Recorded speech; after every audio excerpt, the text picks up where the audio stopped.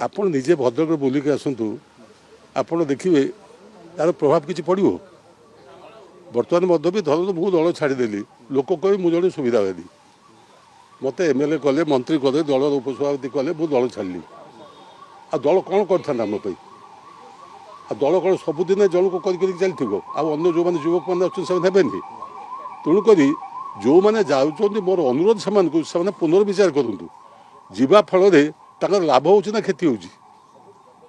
ମୋର ବ୍ୟକ୍ତିଗତ ମତ ଯେ ସେ ଯିବା ଫଳରେ ତାଙ୍କର କ୍ଷତି ହେଉଛି, ରାଜନୀତିକ କ୍ଷତି ଘଟୁଛି। ତାପରେ ଜୀବନରେ କେବେ ରାଜନୀତି ଗୋଟେ ଆଦର୍ଶ ରାଜନୀତି କରାଯାଏ, କ୍ଷମତା ପାଇଁ ରାଜନୀତି କରାଯାଏ ନା। ଆମେ ଯଦି ଆମର ଗୋଟେ କୌଣସି କ୍ଷୋଭ ଥାଇପାରେ ନବୀନଙ୍କ ଉପରେ, ନେତାଙ୍କ ଉପରେ, କିନ୍ତୁ କ୍ଷୋଭ ଅର୍ଥ ନୁହେଁ ଆମେ ଦଳ ଛାଡ଼ିଦେବା, ତାଙ୍କ ସହିତ ଆଲୋଚନା କରିବା। ଆପଣ ଦଳ ବଦଳରେ ଲୋକଙ୍କର ବିଶ୍ୱାସ କମେ, ସମସ୍ତେ ଭାବନ୍ତି ଏଇଟା ଦଳ ବଦଳକାରୀ। ଯେଉଁଥିପାଇଁ ଯେତେ ବଡ଼ ନେତା ହୁଅନ୍ତୁ, ଯଦି ବାରମ୍ବାର ଦଳ ବଦଳେଇଲେ ତାହେଲେ ଆପଣଙ୍କ ଉପରେ ଲୋକଙ୍କର ଆସ୍ଥା ବି ରହିବନି, କହିବେ ଗୋଟେ କୌଣସି ଆଦର୍ଶ ନଥିବା ବ୍ୟକ୍ତି ବା ନେତା। ତେଣୁ ସେହି ଦୃଷ୍ଟିରୁ ମୋର ଅନୁରୋଧ ଯେ ସେମାନେ ତାର ପୁନର୍ବିଚାର କରନ୍ତୁ।